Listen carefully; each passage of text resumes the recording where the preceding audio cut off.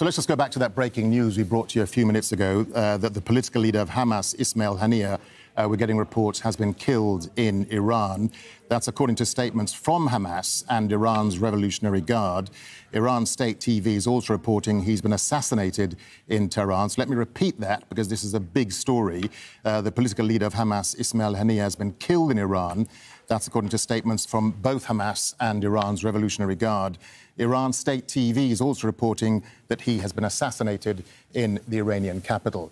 Well, Ismail Haniya, the political leader of Hamas, has now died at the age of 62.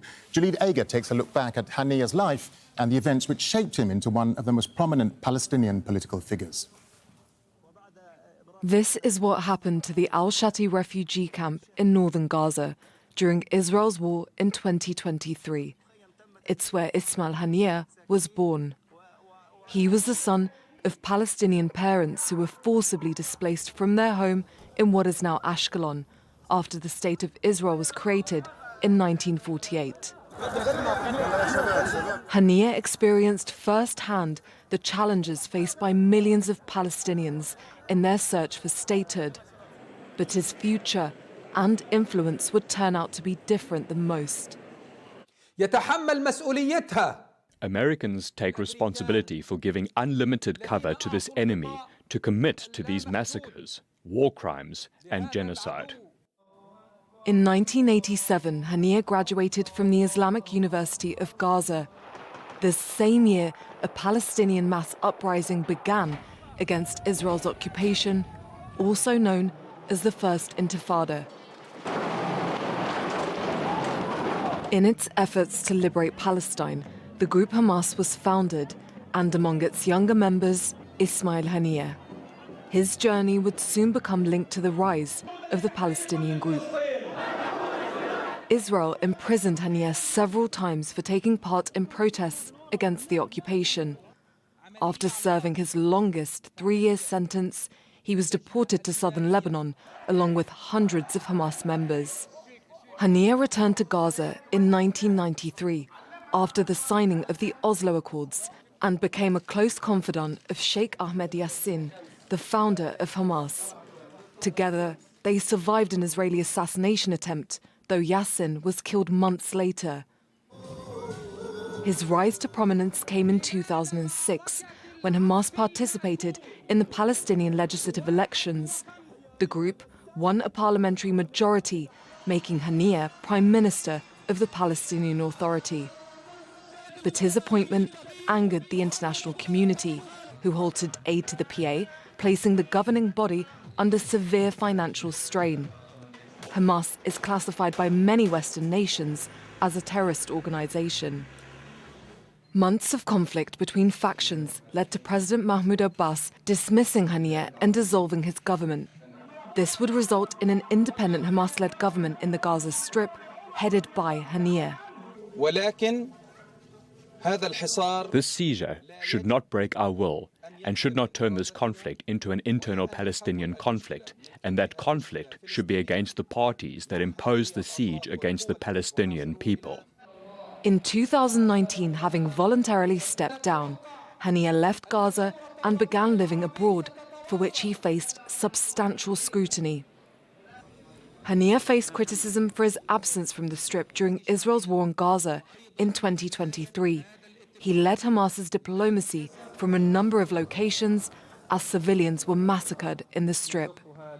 Ismail Haniya's influence on the history and politics of Palestine will likely stay for years to come, and for many, he will remain a symbol of resistance in the face of occupation and adversity. So let me just give you that breaking news again now. The political leader of Hamas, Ismail Haniya, has been killed in Iran. That's according to statements from Hamas and Iran's Revolutionary Guard. Iran state TV is also reporting that he's been assassinated in the Iranian capital. So let me just repeat that for you. The political leader of Hamas, Ismail Haniya, has been killed in Iran. We're getting statements both from Hamas and Iran's Revolutionary Guard. Iran state TV also reporting that he's been killed in the Iranian capital. Let's head to central Gaza now and speak to Al Jazeera's Hani Mahmoud in Deir al-Bala. Hani, this is an enormous story. The political leader of Hamas, Ismail Haniya, killed in the Iranian capital. What sort of response are we likely to get there in Gaza? Yes, well, this is a sudden turn of events, quite massive for the people of Gaza here who are perceiving Ismail Haniya as the head of not only just the political bureau of Hamas, but also he is leading the negotiations that they are viewing that hopefully at some point is going to be a much more solid into leading a ceasefire deal that will put an end to this relentless war across the Gaza Strip. Ismail Haniya is viewed by the majority of Palestinians across the Gaza Strip and the West Bank as the moderate leaders who is much more pragmatic compared to other leaders who seem to be much more into the military side of the movement. It definitely resonating in a very, very negative way right now, and I heard a couple of the comments that here that there is no further negotiations that is going to be, and the hopes that they were waiting that it could have been reached within the coming days as there are taking place. The scene is going to be very, very difficult. The response that we were hearing from people that this war is taking another turn right now, and the hope that they had at any point that there was going to be some sort of an end or a de-escalation date is not going to happen. And ahead of us, there are much more difficult dates, definitely when it comes to the negotiations for the ceasefire deal, for any potential future for the Palestinian people across the Gaza Strip or the West Bank. Hani, I mean, how do Palestinians there in Gaza, I mean, he's the political leader of Hamas, but how do Palestinians there in Gaza view Ismail Haniya? He's not actually in Gaza. I mean, he was killed in Tehran and he lives outside of the occupied territories. But how do Palestinians view him, and what's his history and his family history there in Gaza? Because we know a lot of his family have been killed in Israeli airstrikes since the start of the war on October 7th.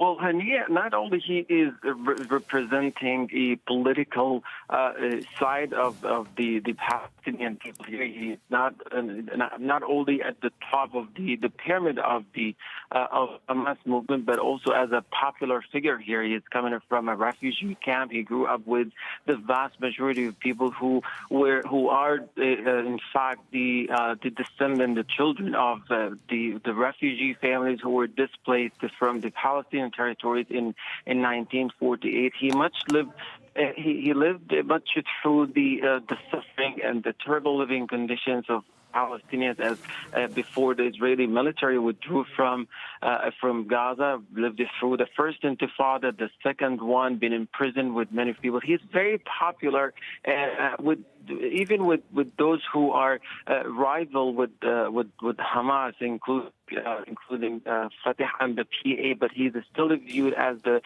pragmatic, the realistic leader, and the one that who's always on the side of the Palestinian interest, despite the political differences. And his assassination today is resonating quite a lot.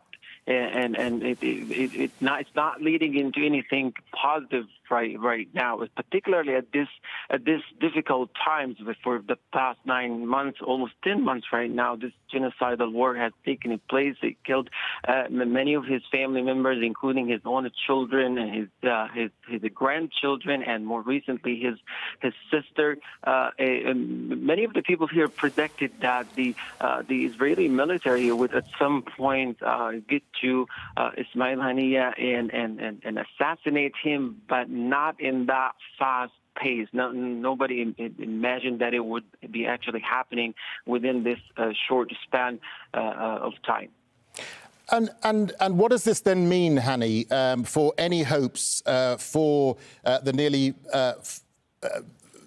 40,000 people who have died, of course, and the nearly 100,000 injured and people suffering during this war? What does this now mean for any hope of de-escalation, for any hope of a ceasefire in Gaza? Well, right now it's quite difficult to predict what's going to happen. From one point, that this, for a lot of people, this is taking a sudden turn, and it's going to lead into much more a grave situation. That the Israeli military it will not show any sign of slowing down or letting down the war across the Gaza Strip. But we heard repeatedly in the past that the Israeli Prime Minister Benjamin Netanyahu insisted on getting to the top leadership of Hamas, and that would be the absolute victory that he is searching for. And it's one of the objectives that he has put forward since day one of this war across the Gaza Strip. Ismail Haniya is a well-known figure.